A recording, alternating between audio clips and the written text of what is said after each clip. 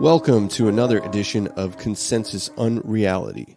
Before we get into today's episode, we want to invite you to join us over at patreon.com/consensusunreality, where we host exclusive episodes, discussions, feedback experiments, written content, and much more. We are planning to move over some of the kind of stuff that we'll put on the main cast on over to the Patreon. We're going to expand it a little bit, have a little bit more of everything we've been doing already, and it's sort of the best way you can support us. It's $5 a month, and if you like what we do over here in the free podcasts, you'll be seeing a lot more of that kind of stuff over on Patreon, and it's the best way to support Ben and David of Consensus Unreality.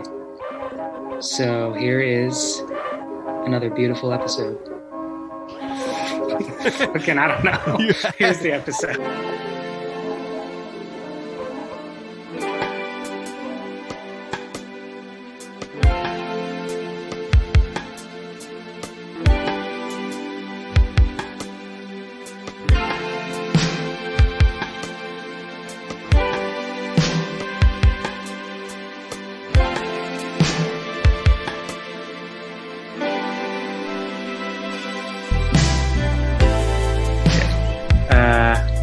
Welcome to episode 52 of Consensus Unreality.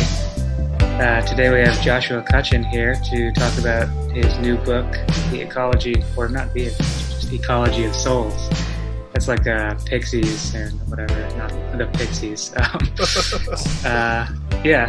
Ecology of Souls, 2 volumes plus a lengthy bibliography and notes. It's kind of like I don't know, but welcome. Did you set out to write sort of like a magnum opus type thing?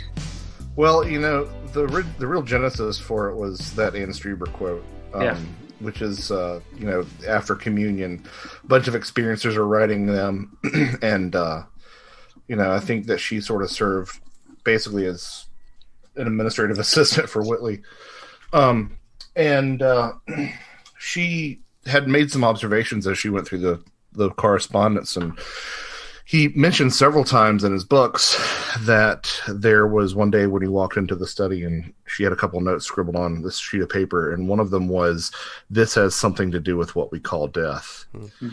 So that always piqued my interest. And then there's this, I wouldn't say it's common, but it's persistent enough that it deserves attention, trend for people during heavy periods of UFO contact or even during alien abductions to see dead loved ones.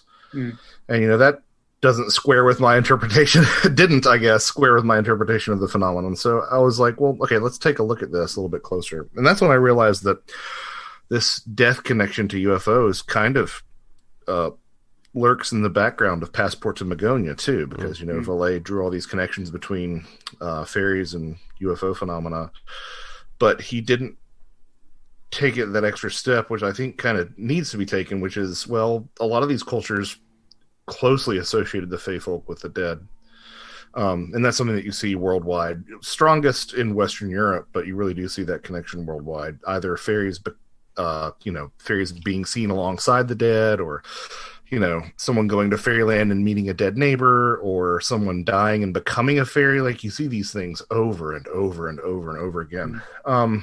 So I was like, okay, well, I'll just unpack this one little tiny aspect.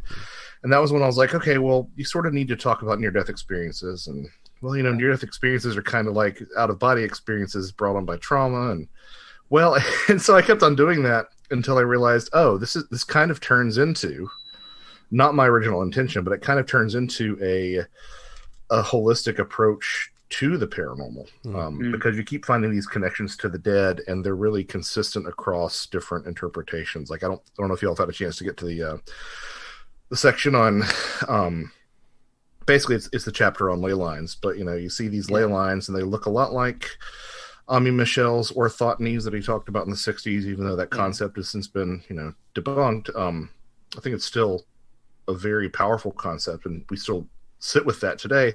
But they're also connected to ley lines and this idea that the dead would travel between sacred sites on straight lines. So it's kind of just this dead motif that keeps on reinventing itself. So before I knew it, yes, it was this holistic snapshot of the way that I, in my head, pieced together all this. And the focal point is, broadly speaking, death, but more accurately, probably speaking, the cycle of death and rebirth that I suspect it actually lies behind our waking existence.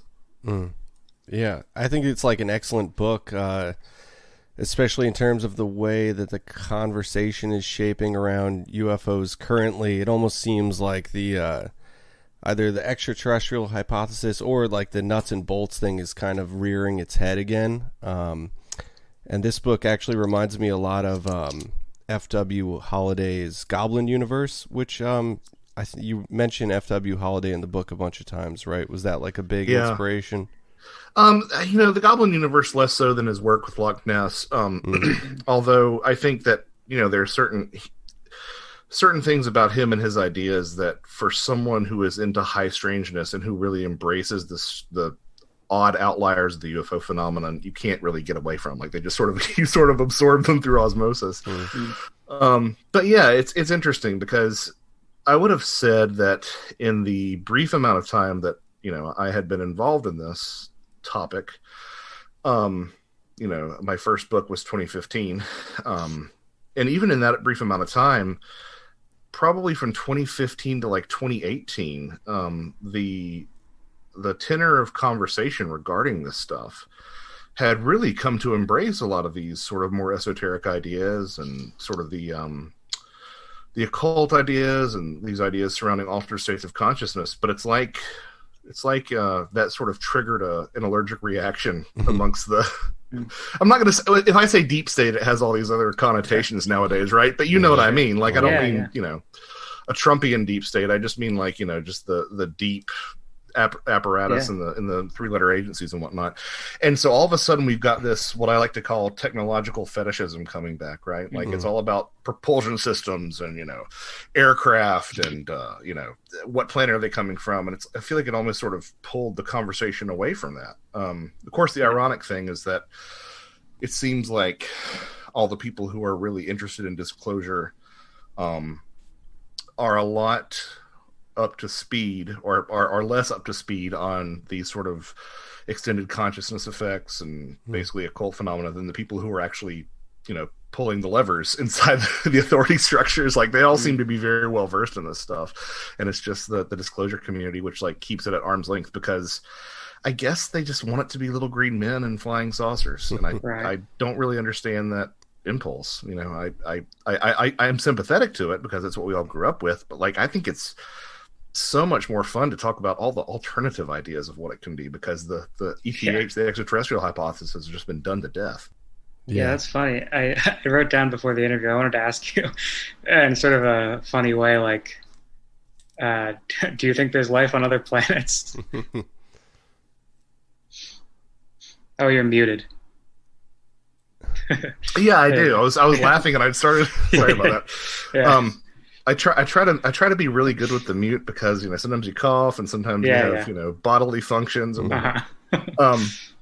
but this is I do think there's life on other planets. I think it would be presumptuous to assume that there's not. It's just a question of whether that's what we're seeing and whether that's what's here. It's one of those things where this is something I did pick up from Greg Bishop is it's almost sort of a Zen idea where if there's an idea that is interesting and maybe even a little bit less likely, but it's not getting talked about, shine a spotlight on that. So just so that we can discuss it and give it its time. Because, ufologists have been pounding away on this thing for 70 years. And I don't really think we're substantially farther along than we were. I mean, again, it's easier to talk about this stuff in polite society, right? But it's still not, in terms of, big A answers, I don't think we're that much further along. But I do think there's life on other planets. I would sort of call into question nuts and bolts spacecraft because these things do seem to reside in this Jungian in-between space that is both at once psychic and physical. Like ghosts, I would argue, ghosts are intangible but can slam doors, and psi phenomena is all in your head but can, manipulate the environment. So one of the ideas that I'm sort of more sympathetic to is that, yes, it's aliens, but we're seeing like alien remote viewers, right? There's this great story. I'm not sure. Are you familiar with the Ingo Swann story from Penetration about seeing the moon base? Yeah. Yeah. So for anybody who's listening, Ingo Swann was tasked with remote viewing the moon base, and he's surprised because there's like the civilization there, and slowly the people on the moon, again, I don't know if there are people on the moon, right? But it's a cool story. The people on the moon slowly see that there's something there, and they turn around and they acknowledge him.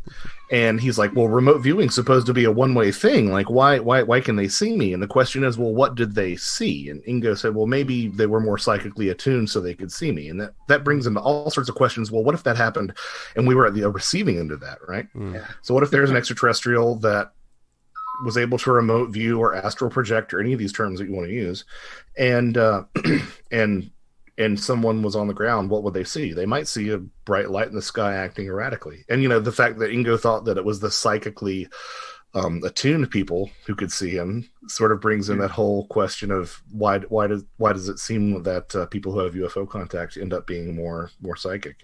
It's an interesting idea. So I'm sympathetic to that. I'm sympathetic to the idea of extraterrestrial ghosts, which I know all sound a lot sillier to some people than just aliens coming down here. But we don't need to bang on the problems about the extraterrestrial hypothesis because Vallée had a big outline decades ago talking about the problems with that.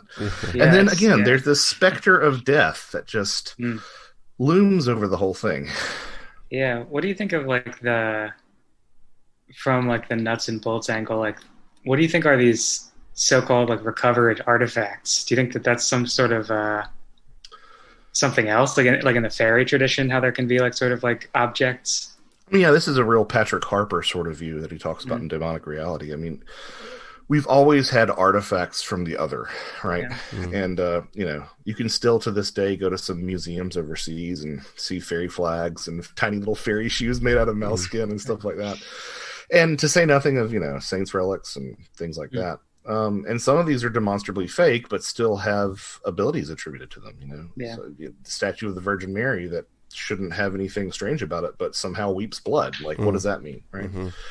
So I suspect that these sort of metamaterials might be something more akin to that, might be something more akin to apports that you see in poltergeist phenomenon. I always find it interesting where they say, well, we can't make this material, and the implication is always on this planet, but that could mean a lot of things. It could mean in this reality, it could mean, there's always a presumption that if we had technology, we could replicate these metamaterials, and I'm not so sure. And the example that I end up getting around to in the second volume, so that's why you haven't seen it yet, because I do address this, is what if you want to play a little thought game? What would an analysis of Thor's hammer or Hermes' staff look like, right? What? And if it really was from one of those mythological characters, how would a culture that has been told that miracles don't exist and that there's nothing beyond the material react to that? I think they sort of scoff at it, or they jump to the extraterrestrial hypothesis. And I think this also ties further into some of the possible motivations behind disclosure. Authority structures have never, from what I can tell, maybe I should phrase this a little bit better. From what I can tell, authority structures have never really sought to keep discoveries of new lands and new peoples from their populace, right? The thing that they've always suppressed time and again over the course of history, stretching back to Rome at least, is spiritual movements and political movements.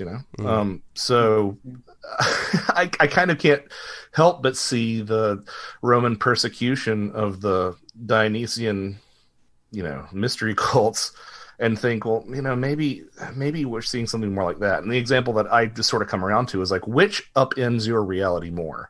That reality looks like Close Encounters of the Third Kind, or that reality looks like the Iliad? Which has more bearing on your day-to-day life, which is weirder? And I know what my answer is, right? that I could go to sleep knowing that there are aliens eventually. I don't know if I could go to sleep knowing that there's the Greek pantheon out there watching over us. Yeah. And that's obviously not my literal takeaway, but I think it's a good like thought experiment to be like, well, this has super important implications too that authorities might wish to suppress.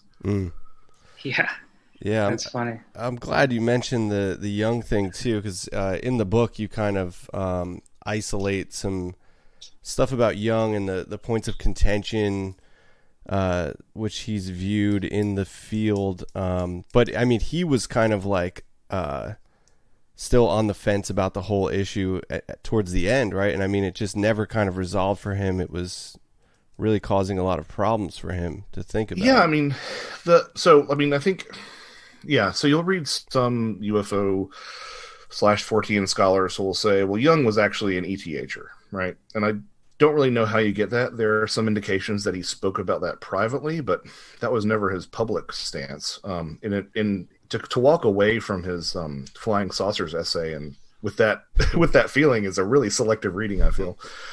When on the other hand, if you place what he was saying about the UFO somehow being psychic and material and straddling this line that we don't have the tools to quite measure, when you set that concept along with the rest of his body of work, it seems much more in line with what he was talking about in terms of archetypes and the collective unconscious and the way that these things can have a reality, but not necessarily in the way that we would prefer to manage to measure them.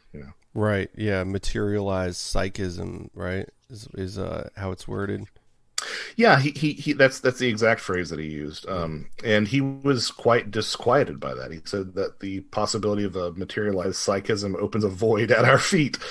And it does. It really does. I was talking with another podcaster about sort of the explanations that us who love high strangeness like to trot out. And she said, but aren't those all kind of convenient? And I'm like, yeah, they are. Like, you got to be like, yeah, it's really convenient to say, well, sometimes it's physical and sometimes it's not, because that's the only explanation that can encompass all this. It's a lot easier to go, well, sometimes it's hoaxes and sometimes it's, it doesn't exist at all. It's like, well, okay, that would be a lot easier to walk away from.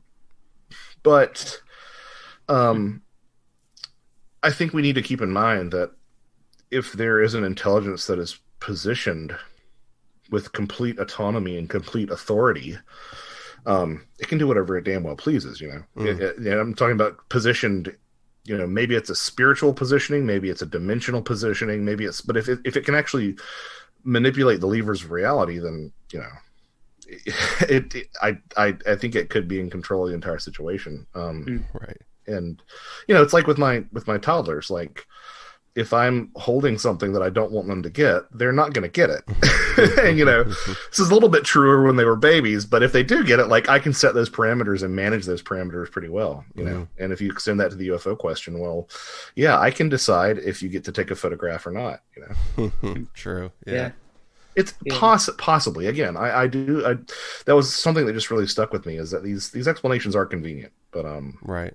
But maybe that's by design, Yeah. I wonder, like, what do you think of the sort of conspiratorial angle? Like you mentioned, the sort of the deep state, not the not the one that we hear about now, but yeah, like the intelligence aspect of it, and just maybe like the human factor in general. How much do you think that plays into it? Like, yeah, the world of espionage and that sort of thing, and the controlling of the public's mind.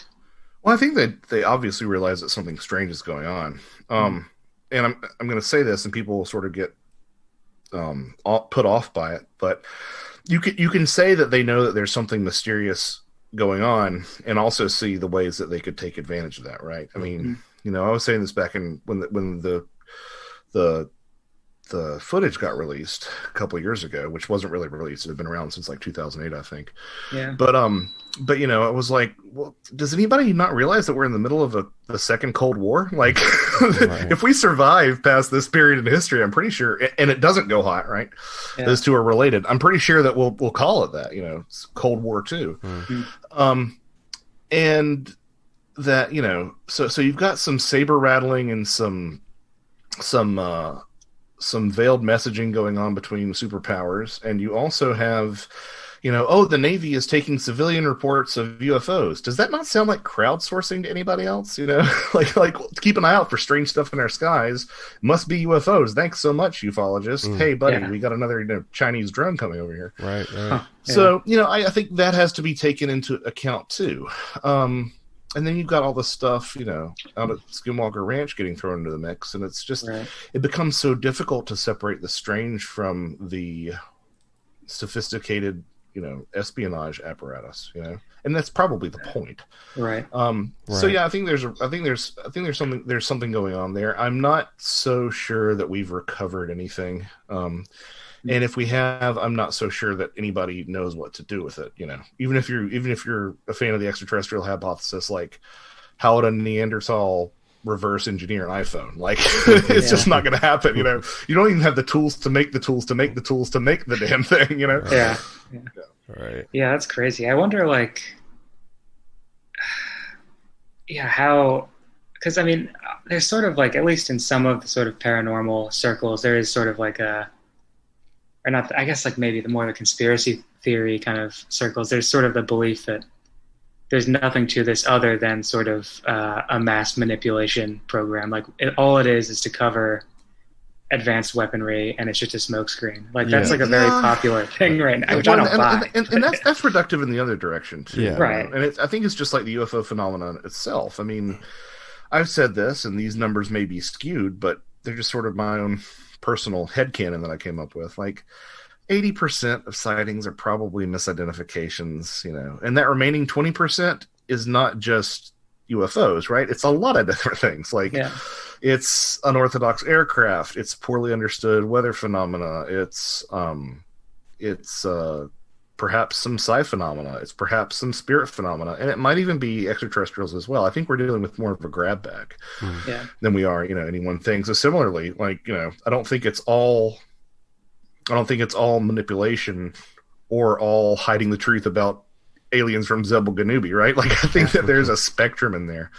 And, and I think it's really interesting to see some of the recent things come out about the interest that this, military apparatus has had in things that don't normally fall under the extraterrestrial umbrella. I think they're looking for whatever they can to weaponize and to get one up on somebody, So I think it's just a mixture of things, really. Yeah.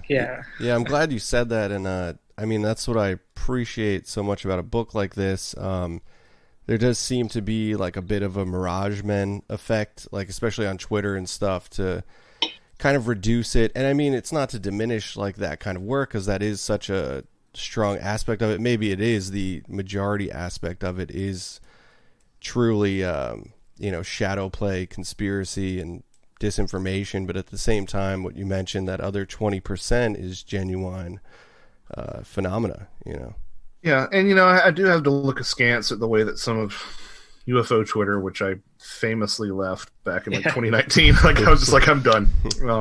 Death threats will do that to you. Yeah, sure. But I have to question the wisdom of ever eating out of the hand so readily of authorities as a lot of UFO Twitter tends to.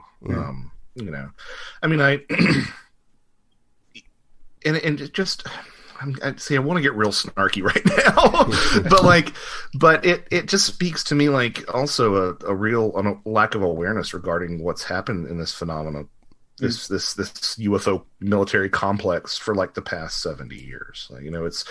It's been used for deception time and again, but the best deception is to sandwich, a truth between two lies. So there's some, which is why, generally speaking, if you want somebody to talk to you about Roswell or Rendlesham or the Tic Tac stuff, I'm not your guy. And it's not that I'm not paying attention to it, but I read it and I listen to it and I look at it, and it just goes in one ear and out the other, because I don't know what to treat with any degree of of seriousness. Whereas, when it's stuff from a witness who has nothing else to lose, then, my ears perk up. And, for me, somebody who loves the high strangeness, like if somebody comes to me and says, yeah, I was abducted by aliens and I was taken up in a bright light to a craft and they poked and prodded me and then they, opened me up and closed me up and then returned me to my bed, I'm like, okay, that's interesting. But when somebody tells that same story and somewhere in there they go, there was this one odd detail. The alien was wearing a shirt that said, I heart New York. Like that's when my ears perk up even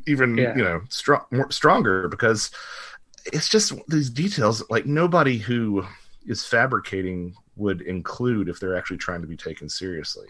Right. And that to me carries with it a veneer of seriousness. Now that, again, that might be my own personal shortcoming and my own personal tastes coming into play, but I just, and that to me just, I if I was making up an ET story, even knowing all this stuff, I would include details like that.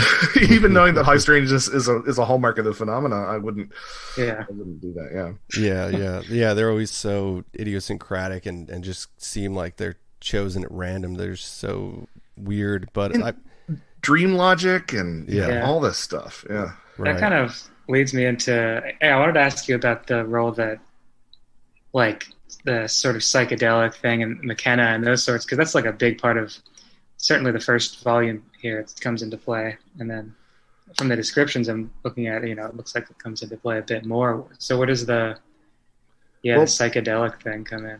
So the title Ecology of Souls actually is a Terence McKenna-ism, as far as I can tell, and maybe it appeared earlier, but he mentioned that once you enter the DMT realm, one of the possibilities he had considered was that you had entered an Ecology of Souls, and he kept drawing comparisons to how this seems very much like passing beyond that transition, that threshold of death. And if you look at the stories, light phenomena going down through a tunnel, emerging into what feels like a subterranean space with immense pressure above you. I mean, it has all these hallmarks of NDEs and these trips to the underworld and things like that. And then you start unpacking the stuff around a lot of these entheogens, and it almost always seems like it comes back around to death. McKenna said that he turned a Buddhist lama onto DMT, and the lama told him that was as far as you could go without passing the point of no return, right? And so McKenna started calling it the bungee into the bardo. But you look at other entheogens, like everything from salvia to datura to famously ayahuasca, the vine of the dead, the vine of the souls. They're all talking about entering that ancestral realm and oftentimes piercing that barrier between life and death. And that's when sort of a light bulb clicked off for me. Is I don't think that there really is a purest form of contact experience, one that's stripped of all cultural baggage and everything else that we associate it with. But if there is, it's probably the near-death experience, right? People have pointed out similarities between shamanic initiation, which often involves entheogens, but shamanic initiation and the alien abduction experience. And people have pointed out similarities between the alien abduction experience and the near-death experience, which itself has the fingerprints of the out-of-body experience.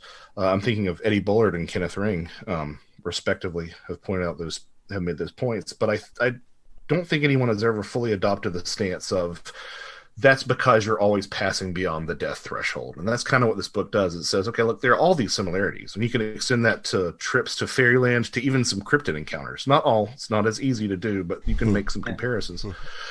And it kind of makes me wonder if these experiences don't happen, again, on the other side of that threshold, which is life and death. Now, the book doesn't try to, redefine what the afterlife is or what ghosts are or what death is, because it's too damn long anyway, right? but I kind of do wonder if all this isn't just some sort of variation on passing over that threshold into the other world, the afterlife, etc. And then when things don't seem to have those hallmarks of otherworld travel, like missing time, like tunnel experiences, like ultimatums, like life reviews, etc.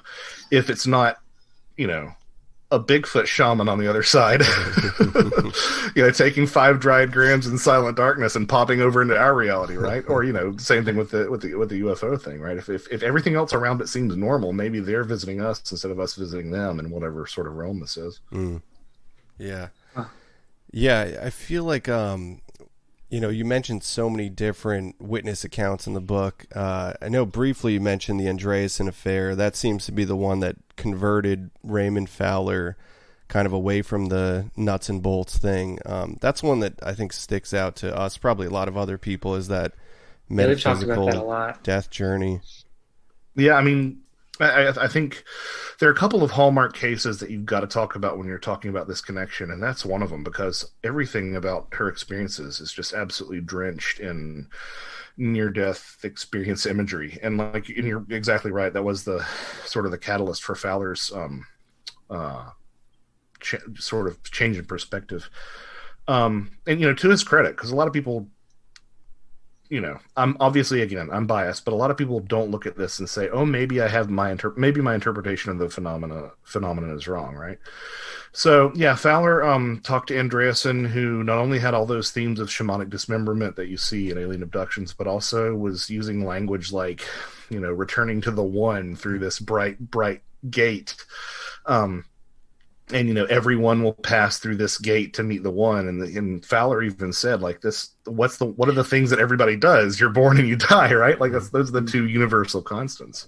And you can find little, it's so funny because, like, you find these little quotes here and there in these old journals where you follow just kind of like almost touch upon this idea and then back away from it. Like, I know it's something that runs through some of Preston Dennett's work with some of the people that he's spoken to, where he talks about, maybe alien abductions happen to everyone and not everybody realizes it. I'm like, well, you realize that you're putting that alongside death and birth, right? Like death, birth, alien abductions like happen to everyone.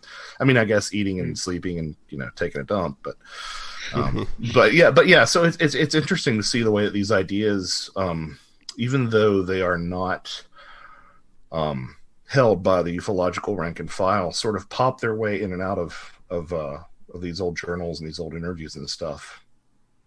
Huh. Yeah. That's one that, just like the archetypal alchemical symbols, just like keep every time I'll read something new and then I'll think like, oh, that's kind of mentioned in Andreasen's like journey or descent or whatever, however you want to deem it. But that's just an insane case.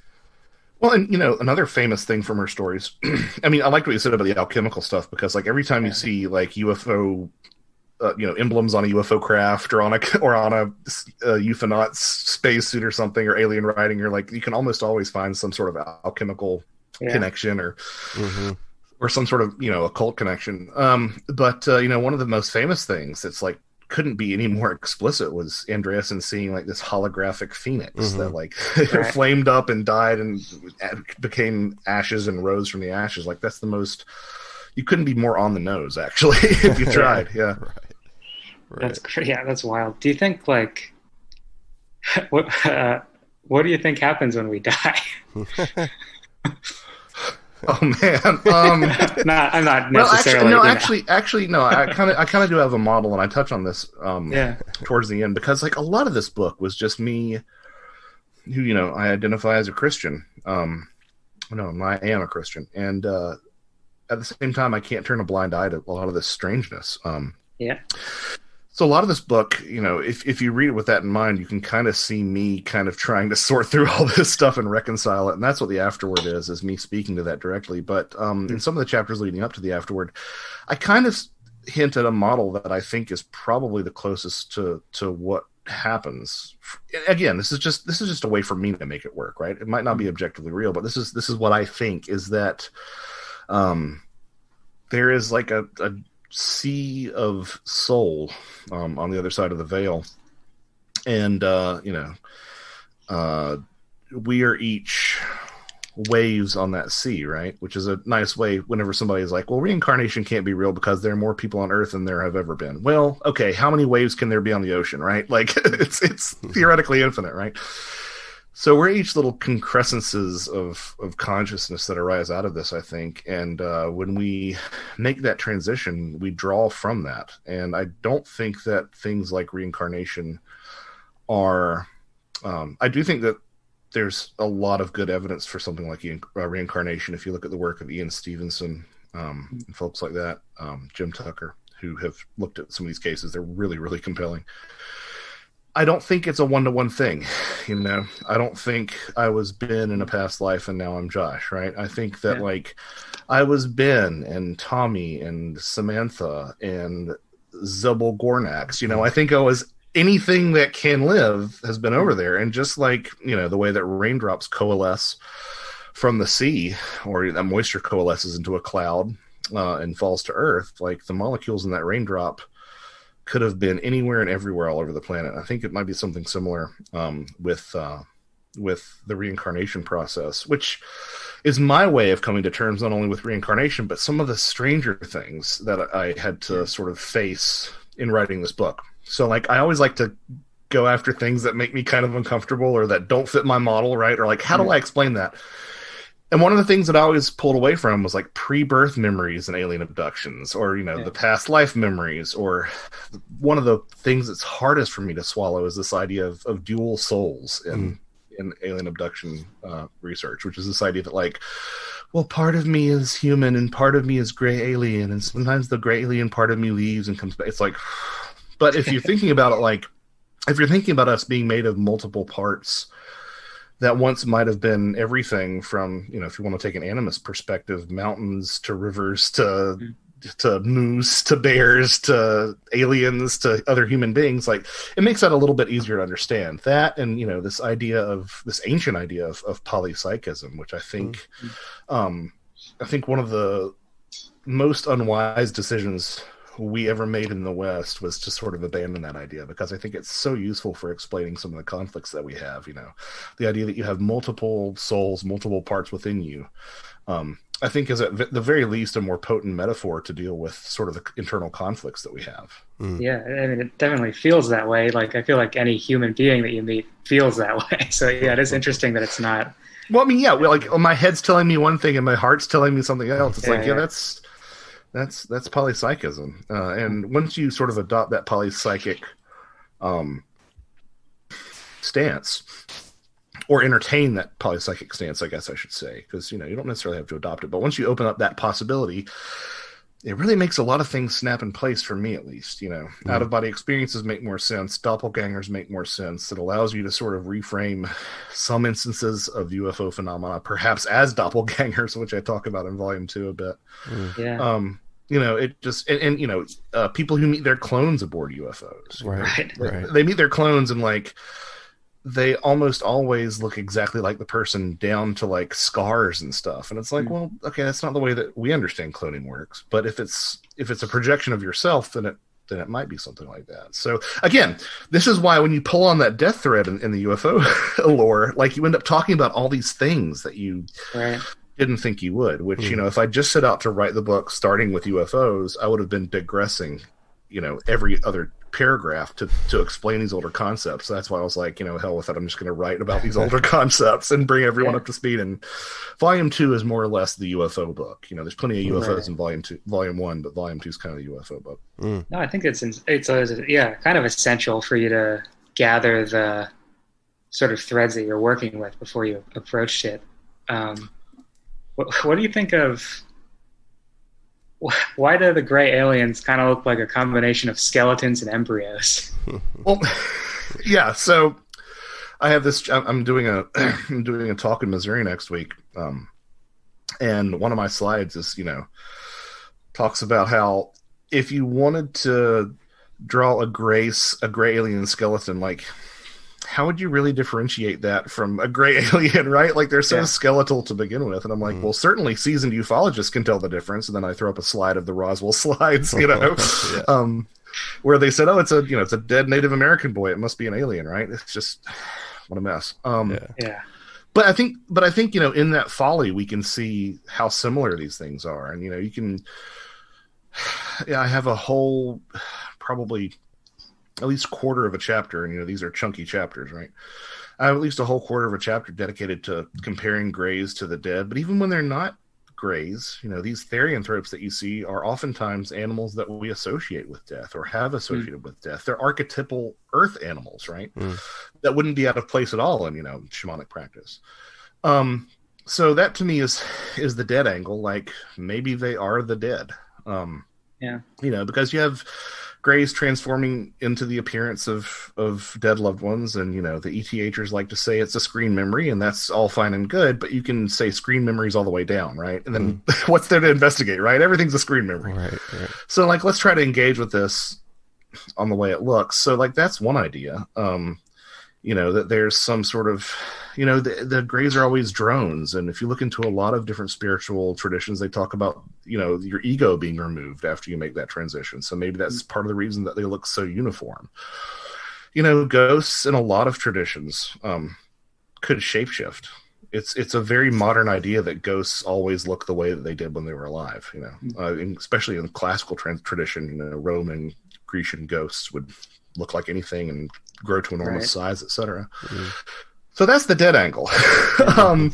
The fetus angle is, I'm kind of torn because I don't want to ruin your appreciation of the book, but I do address this towards the end, and I think that maybe the whole hybridization program, because we're always told that they're being released on Earth and they're walking among us. Like, what if that's true? Because they are us, right? Like, what if the hybridization program isn't a theatrical recreation, a theatrical reification of conception, And this is like you're getting to see what happens as a soul is formed, and it's covered, and it's wrapped up in this technological appearance to make it more palatable to us. Whereas, if you had seen a similar situation in 1100 France, you might see, cherubs stewarding children, children's souls and storks and, any number of things. But I think there might be something to that the Greys are actually well bearers from the well of souls, because that's the thing about these reincarnation stories and these pre-birth memory stories, which are like the hardest for me to swallow, right? The idea that I was a ball of light aboard an ET spacecraft. Like, these stories aren't going away though, So you can do one of two things. You can just say, well, these are crazy people, but we all live in glass houses. So let's take a where the footprints in sort of angle and say, okay, well, if these are real, how do we reconcile this? So that was, challenging myself was a huge part of this book, and that was a big part of it. So I think that perhaps the most stripped down, naked version of our souls is the luminous light orbs that you see across all paranormal phenomena. And I think one step a little bit more developed from that are those fetal proportions. And then we're born with those fetal proportions, and we sort of grow out of them as we develop, and then we die and back to light, and then back to those fetal proportions. It's an idea, right? I'm not sure. Again, so much of this is just about me trying to figure out a way to make this work for me. Sure. And it's not easy. I think that's probably the way that like everybody must approach the phenomena, though, right? It's such a personal thing. Right. And for me, again, like, there are so many things about the paranormal in general that I was able to at least make some sense of after taking this approach. Like, another good example is that you find these stories, not super common, but way too often to be ignored, of UFOs that turn into birds or birds that turn into UFOs. Like, I think that people have stumbled across these and you're like, well, what the heck do I do with that? And that doesn't make so much sense until you realize, one of the most universal symbols for the soul was the bird. Like, and by universal, like, I mean, like, literally every people on every continent conceptualized the soul as a bird in some form or fashion. You can find it everywhere. So then, if you take this idea that Jung literally suggested in his Flying Saucers essay that UFOs are souls, then that connection makes, perfect sense. Similar to something like Dogman. Like, gonna go out on a limb and say we're never gonna catch or kill a dogman. Like, I'm sorry. I've got a bridge to sell you if you think that. But once you frame that within the traditional concept of werewolves and the idea that it was someone in a trance or someone sleeping and their wandering soul leaving their body, and wounds inflicted upon that soul would be mirrored on the human body, it starts to make more sense, man. It just does for me, it just really does. Yeah. How do you deal with like this sort of cryptid thing? Because I see that you mention it toward the end of volume 2. How do you kind of bring that in? Well, I think that the key for me was really embracing that ecology concept, right? And when I sort of looked at things through that ecology concept, I was led into some places that I found rewarding, right? So if you think about, well, first of all, why are we talking about all this stuff holistically? Well, there are a lot of similarities across these different phenomena, but I think that it's interesting to me that, you know, we talk about higher selves in theosophy, right? The idea that there's some sort of superposition intelligence that knows what's best for us and is kind of guiding us from behind the scenes. And we like to talk about them being guardian angels or an aspect of ourselves, or I would argue maybe even the aliens, like some of the more spiritually minded contactees and abductees certainly felt this way, right? So you can sort of say, well, if the ET is the higher self and I am the self, then is there a lower self? And I think Bigfoot might be a good candidate for that. You know, ET draws our attention to the stars. It's sophisticated. Bigfoot draws our attention back to Earth, towards animalistic, you know, I wouldn't say pleasures, but like towards animalistic functions, right? So like there's that possibility. An idea that I play with later are that men in black, because they seem to know so much about people. Like there's that famous story of an investigator who meets a man in black who knows what coins are in his pocket, right? So they know things that only you can know. And then you find these other stories of men in black who claim to be other people who they're not, or men in black who claim to be investigators. And I kind of play with the idea that men in black might be an aspect of ourselves or one of our souls that are actively trying to protect us, right? To try and warn us off the path, like you're getting too far down this UFO thing, like stay away. Yeah, especially if that's death. Yeah, I guess maybe. Yeah. I mean, well, and look at Men in Black. I mean, they're a great example. Like, how many times do you read Men in Black stories and they're like, he looked like he was dead. Yeah. Right, He looked like he was a cadaver that was dressed up, like had makeup on to look, you know, to look appealing. They dress like morticians. They drive around in big black, not really hearses, but they might as well functionally be hearses, right? So I think, like, again, this death imagery that you find time and again. And then things like, you know, lake monsters were interesting, and I didn't get a chance. I haven't had much of a chance to talk about lake monsters in my other books, so I finally did.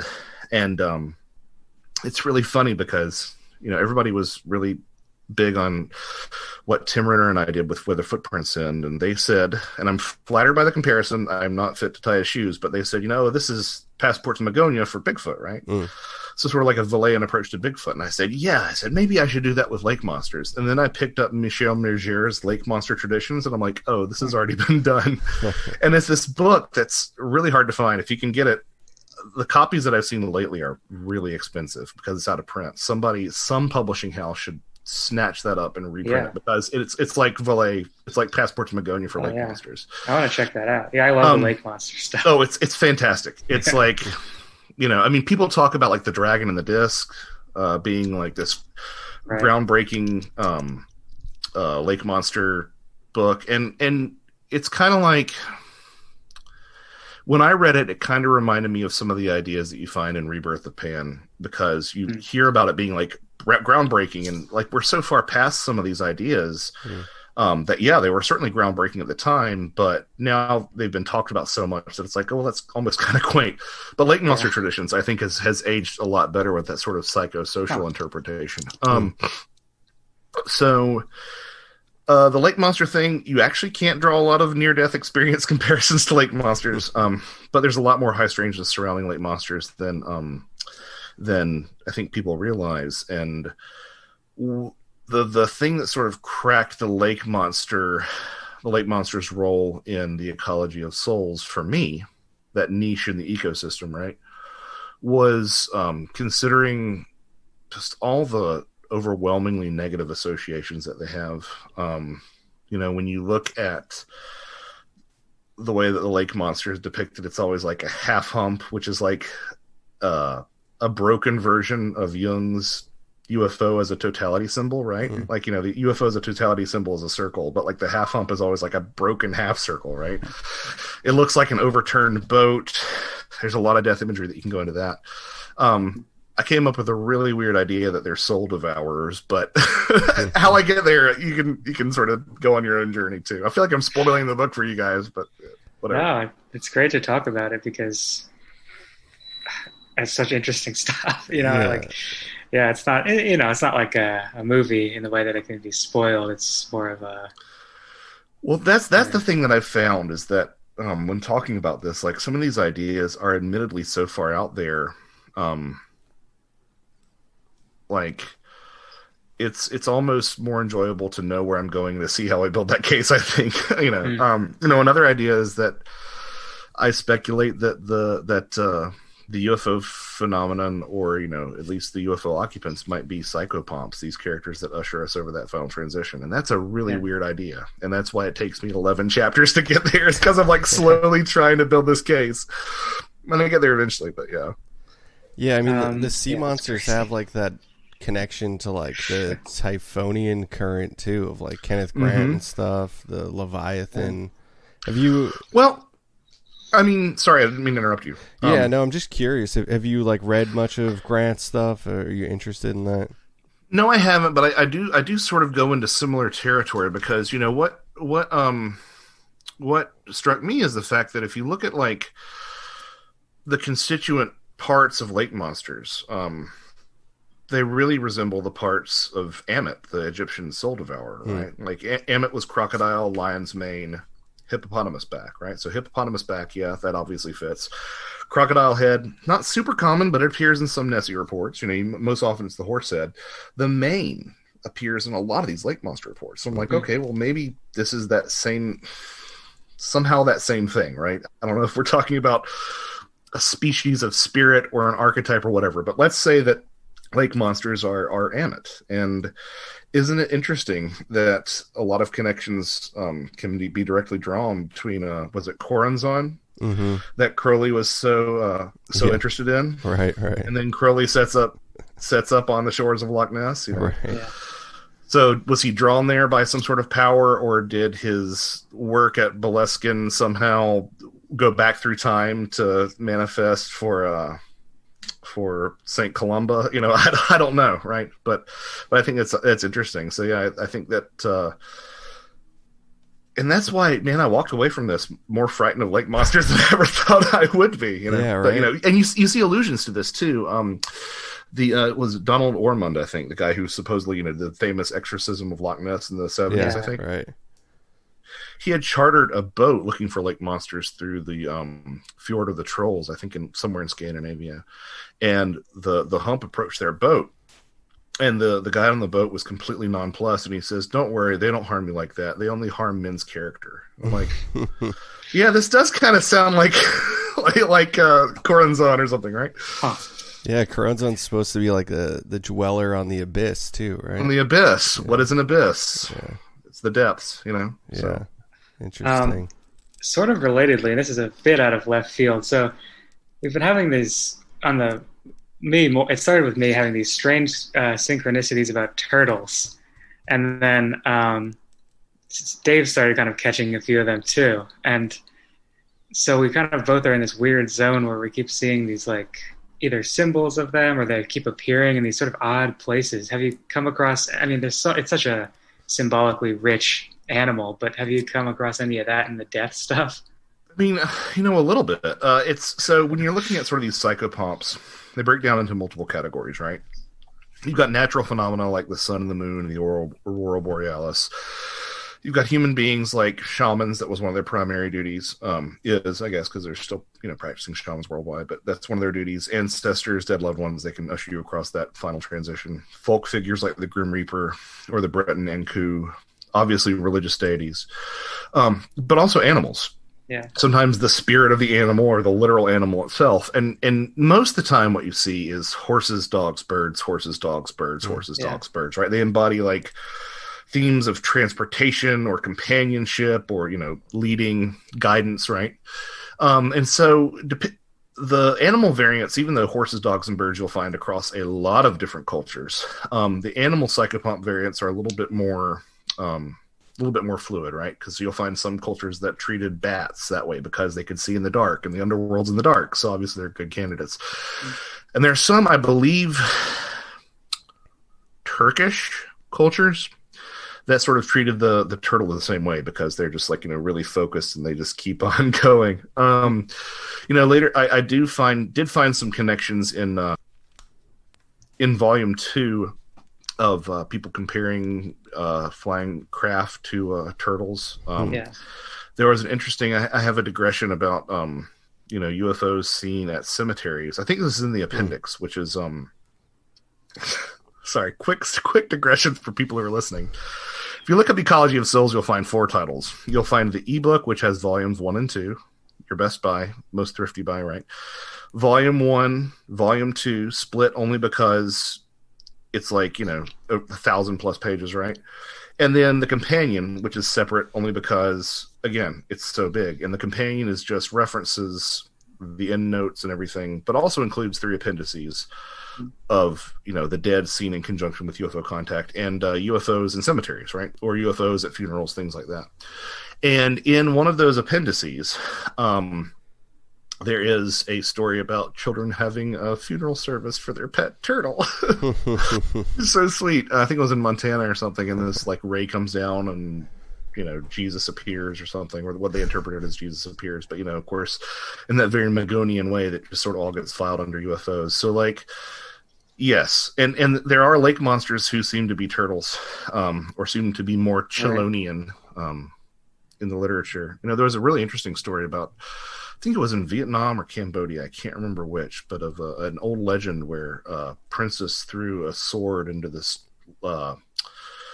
lake that supposedly, and this turtle grabbed the sword, and then years later they discovered a species of gigantic turtle that lives just in this pond, and it is so elusive, people have only seen it 3 times. But yeah, if you look up Vietnamese or Cambodian magical turtle or something, it'll probably pop up. So it's that, but it's the same idea. And again, lakes were often sites of the underworld, and you can see why. It's underworld or the other world, and it's that same idea of descending, submerging. This is gonna be a running bit on our show, Turtle Corner here. Yeah, that's what we're gonna turtles do. All the way down. Right. Yeah. And the initiating thing was during a mild psychedelic experience and coming across a smashed turtle on the road, and since then it's been on. And do either of y'all play video games? Just Pokemon. So in Red Dead Redemption 2, I don't think I'm conflating these two. I think this is the way it plays out. There is a gamers on cult. There's a cult that you run into multiple times, and they're called the Chelonians, and they are all about UFO worship, if memory serves. That's weird. So yeah, and Red Dead Redemption 2 is actually probably my favorite paranormal game because there are 40 different paranormal events that happen, but you have to be in the right place at the right time, and they're never remarked upon. They're not really, in any official material. It's just something that happens, like the wind or like a thunderstorm or something. You see, oh, it's a ghost train. Okay, cool. I think that's probably the way that it works. It's kind of hilarious you bring that up because I was posting something on our Patreon and I was looking for an image to attach to it. And I've never played Red Dead, but I was looking up video game something like Vortex or something, and I posted an image from Red Dead, I think, from that cult as the corresponding image, having never played the game or anything. It's I've never played it. That's crazy. There you go. That's another a lot of synchronicity. Yeah. Synchronicities have been abounding lately. But I really wanted to talk to you about the chapter you have on music in the book, music and UFO encounters. I know you mentioned Howard Menger in there, right? Yeah. Menger, I can't remember if he heard.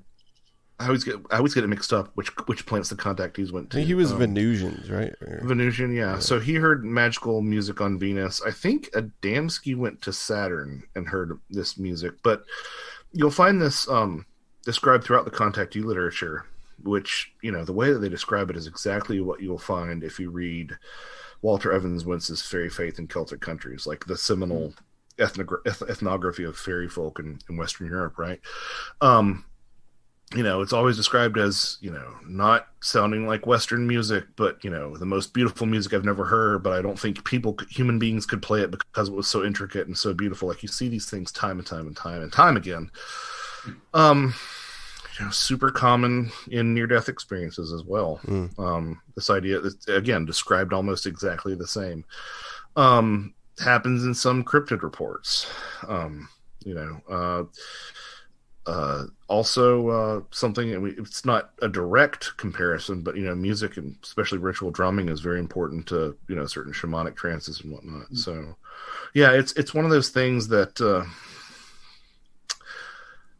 I probably should and probably will write a book on it at some point, because there have been some people who've written about, like, paranormal rock,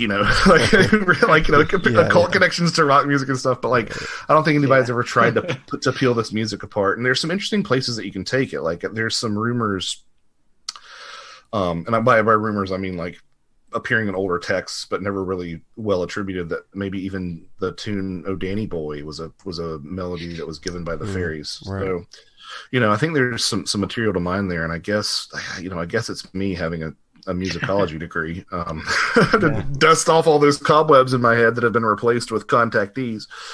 But yeah, it's one of those things that you see time and time again, is this reappearance of music. And you see, there are these hallmarks: tunnels, subterranean spaces, feelings of love, inaccessible knowledge, psi effects afterwards.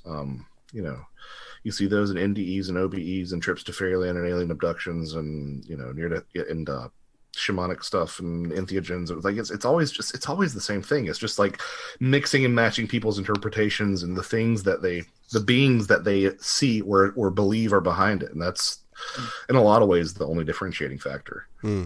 Yeah, I would imagine there is, but is there, like, a rich history of music related to fairy encounters? Yeah, I mean, there are stories of people walking up the side of Ben Bulben, which is, traditionally held as being a fairy site, and them describing hearing music that they don't think could be played by human hands. Yeah, it's so common.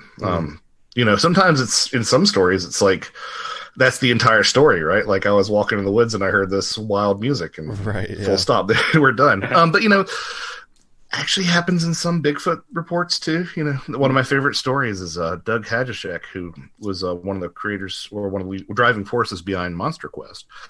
Had this cabin that they went to a couple times in the course of the series in Snellgrove Lake, I believe it was Ontario, where, like, you had to fly in. Like, it sees like 12 visitors a year, right? This cabin. And they had a number of strange things happen, some of which we talked about in Where the Footprints In. But one of the things was, he and his son were out there in their kayaks on the lake one day, and they heard this woman that sounded like this ephemeral, highly skilled opera singer warming up on the lake. And, later that night, rocks are thrown at their house, and they hear Bigfoot whoops and stuff like that. So it's like, what is that connection? I don't know. But music definitely seems to be a part of it. Wow.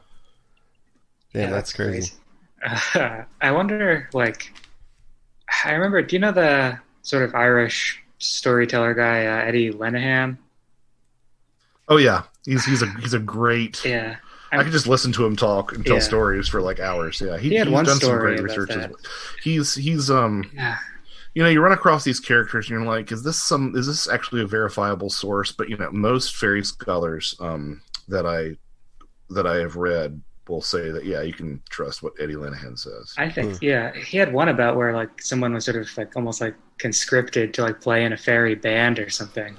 Yeah, well, it's super common, these fairy abduction tales, like, typically women and children, vulnerable sectors of the population, right? Especially back then. But you'll find stories of people being taken in as entertainers quite often. And they'll be drafted into a fairy party that they think lasts a night, and they come back out and it's 50 years later and no one recognizes them. Yeah, which is probably an exaggeration of some of these stories, right? But and that's something else that I sort of found when I was working through this, because I was really dead set on finding, like, a ghost story with missing time, right? Got to find this. And maybe it's out there, but I just really couldn't. And the ones that you do find tend to be more like time slips, where, like, they step back into that they have missing time, but they also like felt as if they were in 1940 as opposed to 2022, right? And and that's when I sort of decided, okay, it seems to me like the missing time thing only happens with travel to the other world, right? Mm-hmm. It seems to be like, so it might be a useful way to distinguish which reality your experience happens in, right? Is there missing time or not? But having said all that, I did speak firsthand with a ghost investigator out of Charlotte, North Carolina, a really nice guy, who had set up his investigation in a service station, an old abandoned service station that was supposed to be haunted. He said the entire night was dead as a doornail, almost oddly so, but it was dead as a doornail. He didn't capture anything, but he comes back and all of his batteries, which he had replaced before he went, like that day, were all corroded. Wow. Huh. And, you know, I couldn't find anything that can make batteries corrode overnight. I mean, I'm sure there's some sort of chemical that you can spill on them or something, but to have that happen to all of your equipment that's perfectly dry, that was like, you know, just set up around a service station, I can't think of a way that that would happen. There's an implication that maybe there was some sort of time lapse there. Yeah. Wow. A time lapse just to the equipment or something. Yeah, it's wild. Huh. Yeah, that reminds me of, like, I forget who wrote it. It was a book called An Adventure. Do you know of that one? It's like early 20th century, I think, where these two women are going on sort of like a jaunt through town, and they end up walking through the town, but it's like years earlier then. Like, it's sort of like this weird time slip thing. Yeah, it's that like, sounds vaguely familiar. But, you know, I mean, you see that in so many other things. You know, it's kind of like a Brigadoon kind of idea as well. And that's something that the book actually didn't. You know, I was like, okay, look, this book's a third the length of the Bible. I can stop, right? I didn't address time, and you know, I think that as powerful as this model is for me personally, again, not saying it's objectively true, but I find it really works for me. Time plays some sort of role in this. I don't know what it is. You know, I was going to talk about the idea that E.T. was actually future races of humans coming back, but like it's been done better elsewhere at greater lengths, so I just sort of left it out. But yeah, ideas like retrocausality and, you know, time is probably cyclical and circular and loops back on itself. Yeah, I was just like, this will be a third again longer if I try to bring time into it. So I just avoided that like the plague. I mean, it's being done so well by like Eric Wargo right now, and people like that. Absolutely. I mean, but yeah, time is messed up. Just to say nothing of the theoreticians in, you know, I mean, I love Eric's work, so this is not a dig on Eric, but like the, you know, respected laboratory theoreticians who are talking about time, like it is its own thing that I didn't even want to touch, you know. Yeah. It's Given the subject matter of the book, I was curious, considering her background in theology, I was wondering if you had read Diana Pasulka's American Cosmic. Yeah.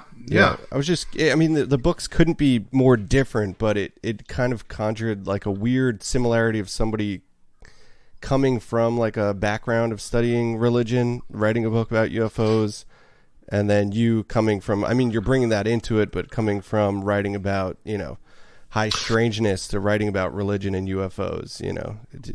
Yeah, and I really admire Diana's work, and we know what I find really interesting about her stuff is that it ties into a topic that I find really interesting that I didn't get to talk about in this book, but it's almost like, you know, you find these scientists who are so enmeshed with this belief that they're getting instructions on how to do things from, you know, another source, right?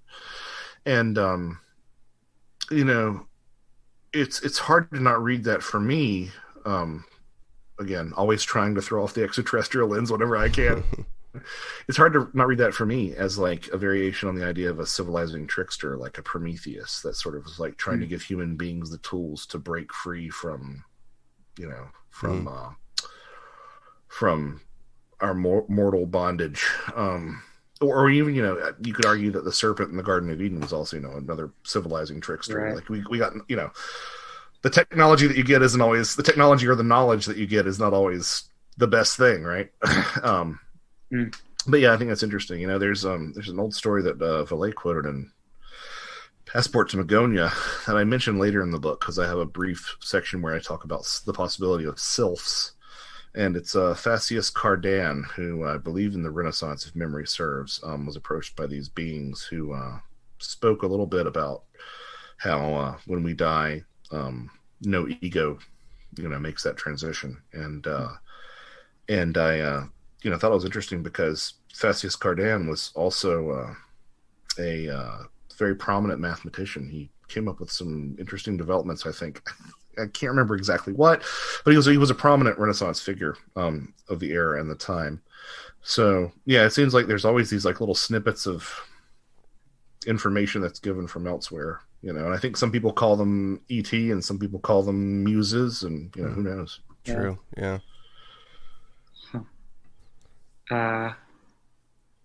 So yeah, maybe we could start wrapping it up around there. I thought it might be fun to ask you what you think about the Georgia Guidestones. Man,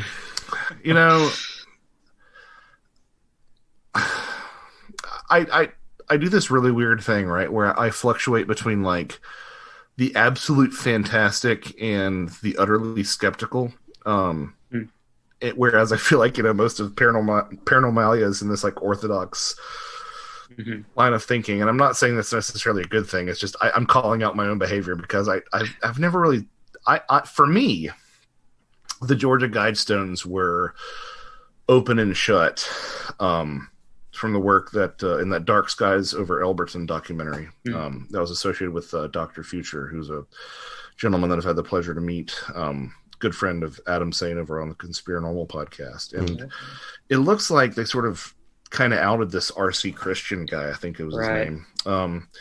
So to me, it was kind of just always like, the pet project of a really nasty eugenicist.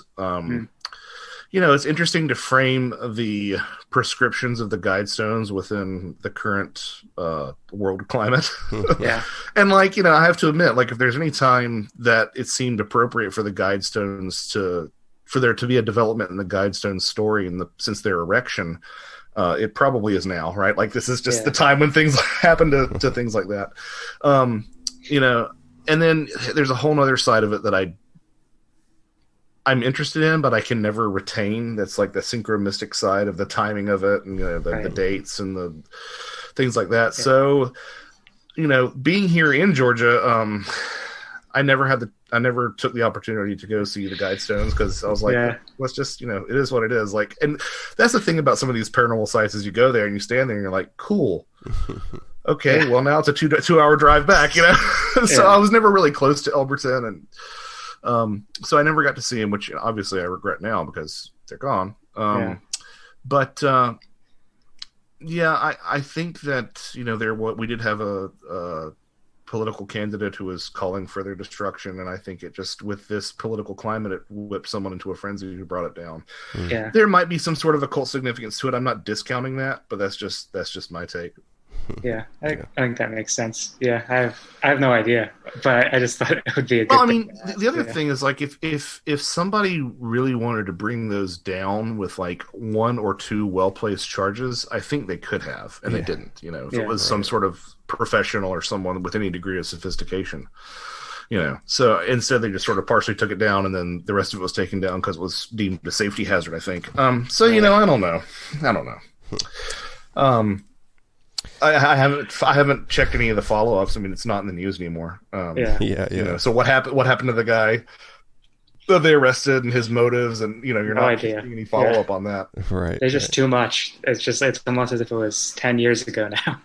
That's the modern news cycle. It's a week ago is ages ago in terms of the way the news operates. So I've always been interested in them. I think that just one nasty person's vision for the world. And I have to admit, in that respect, it's kind of good to see him go. But there is a certain irony if the R.C. Christian story is correct, that somebody who would have sort of been in that same voter block is probably the same person who took him down. Right.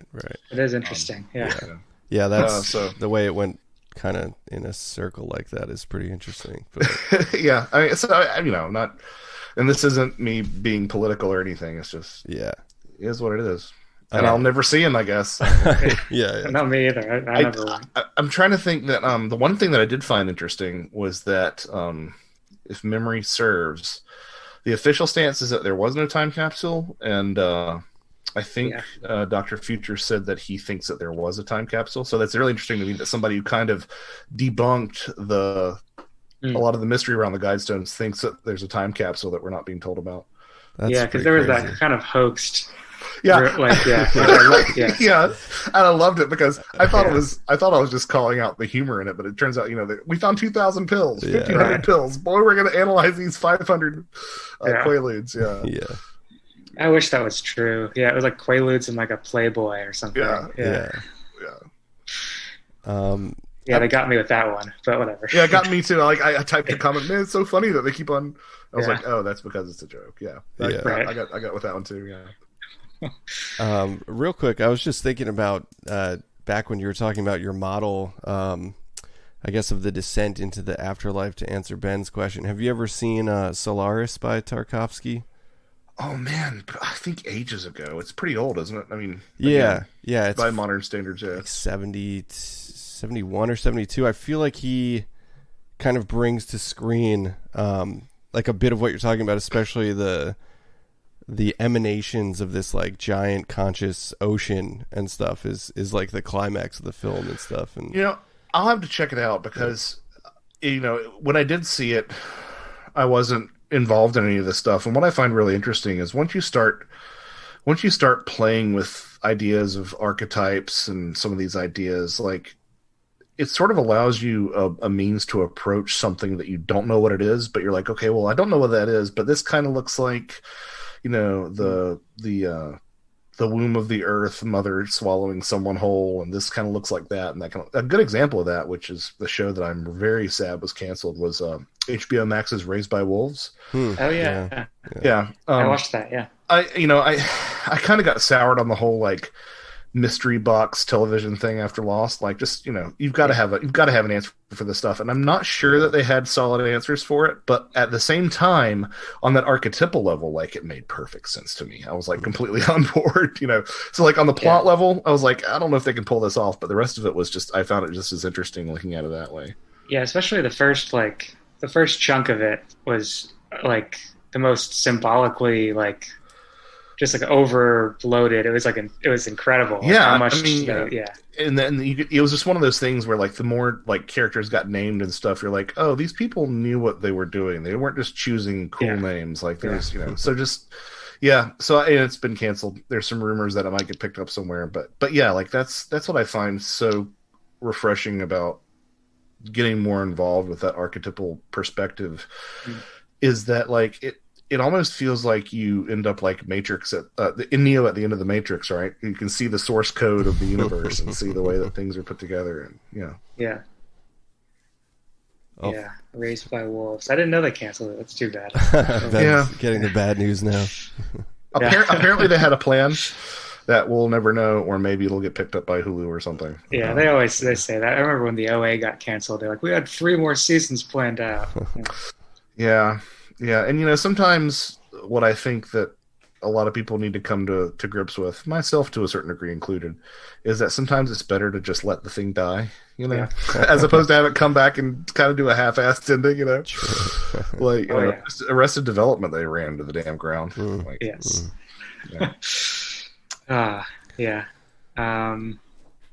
So where shall people be directed to find all your stuff? JoshuaCutchin.com, JoshuaCutchin, like a cut on your chin.com. And remind me when is this dropping, like this week or something, or next week? We'll have it out pretty soon. Yeah. Okay. Probably next week. Okay. So I guess probably by the time you hear this, the only thing that you'll be able to catch me at on this sort of short notice is I'm going to be at Dragon Con in Atlanta. So I've been like, throwing my name their way, and they've been like, no. And then eventually I did this year. They're like, yes. I'm like, great. I can go to something that's like, an hour down the road. So yeah. What is that? Is it like It's a comic book convention, Cool. but they also have like a paranormal track. Oh, okay. So I'm looking at the other paranormal personalities that are there, and it's like a bunch of ghost hunters and like people from ghost hunting TV shows, and I'm like, oh, you guys brought me on as the alien guy. I'm sorry. Yeah. Like, I'll be your UFO guy. I might not be your alien guy. That's gonna be a blast. Damn, that sounds awesome. I think it'll be fun. Yeah, that's great. Yeah, and so the book is available like Amazon, that kind of thing. Unfortunately, just Amazon. I have tons of problems with the Bezos empire, but they do a very good job with some of these direct publishing things. Oh yeah, and it's, it's kind of what it is right now. Right. For sure. It's a monopoly. Yeah.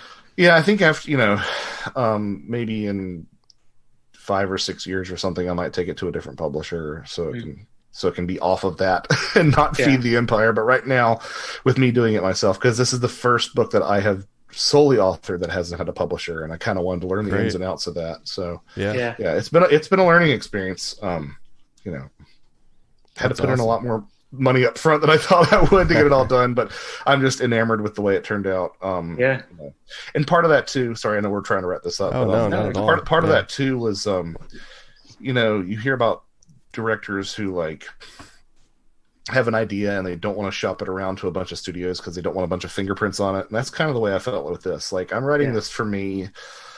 I don't want to change a word, I don't want to cut anything out. I don't want to break it into 6 books or something like I might be forced to do. Like, I want to have complete control over this. So, I'm absolutely thrilled with the artwork that Johnny Decker Miller contributed. We were just talking about that. It's really great. Cover, yeah. I mean, and he was just, in my policy whenever I work with people is I give them a couple of ideas, and then I say, now you do you and use your best judgment, because I think that's why you hire people, creative types, right? Yeah. So he did that, and then Barbara Fisher from 6 Degrees of John Keel podcast helped me with editing, and Mike Cleland did the layout, and Mike just is a fantastic human being. So it was a labor of love. And it takes a village, I guess, to put out a gigantic book. Well, congratulations, man, because it's a great achievement. We're really into it, and everybody listening, pick this thing up. It's a steal, especially the Kindle. The Kindle's like $10 or something. The Kindle is $10, or for free with Kindle Unlimited. Right. And with the Kindle version, you don't even need the companion, because you've got all your endnotes at the end. There has been a slight snafu with the companion. So I did not want to make people pay for their references, because if you get a book, and it has endnotes, like, you should get the endnotes, right? So the original plan was to put a PDF of the companion up on the website. And so if you were a print completionist like I am, you can buy it in print, or you can not do that, and you can just go to my website and download the PDF, right? And that was all fine and good, but I had a slight change to the cover that Mike and I wanted to do. So when I re-uploaded that to Kindle, it flagged me as publishing that PDF. So it was saying I was copyright infringing myself. The algorithm found that PDF. So I pulled that PDF offline. So in the book, you'll see it says, you can purchase the companion, or you can access it at this URL. That URL does not have the PDF yet, but by the end of the week, it should, because that's sort of over the time frame, and we've switched. Yeah. Mike and I have rearranged it and switched some stuff up, so it shouldn't be triggering the algorithm anymore. So cool. Yeah, that's a great. I guess you got to have the end notes if you're. It's just again, I didn't want to make people pay for it, but the damn companion's like 350 pages long or something like that. So like, if they're already thick books, to be one book with that, like, I mean, it's like that's a chunk. You'd have to use that really thin paper or something that they used to use. Yeah, and I Amazon's book binding has gotten a lot better than it was, but it's still not like a vellum monk's manuscript or something.